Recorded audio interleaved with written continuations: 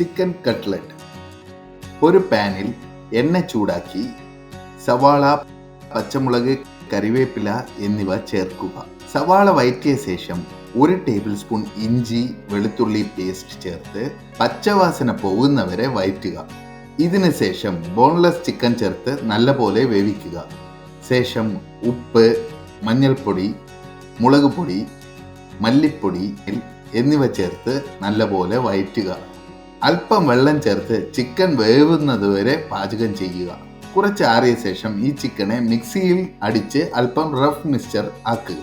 ഇത് ഒരു പ്ലേറ്റിലേക്ക് മാറ്റി അതിൽ ചെറുതായി അരിഞ്ഞ സവാളയും കൊത്തമല്ലി ഇലയും ചേർക്കുക. ഈ മിക്സ്ചർ പാകമാകാൻ വേണ്ടി ഒരു ബ്രെഡ് സ്ലൈസ് സൈഡ് കട്ട് ചെയ്തതിന് ശേഷം ചേർത്ത് നല്ലപോലെ മിക്സ് ചെയ്യുക.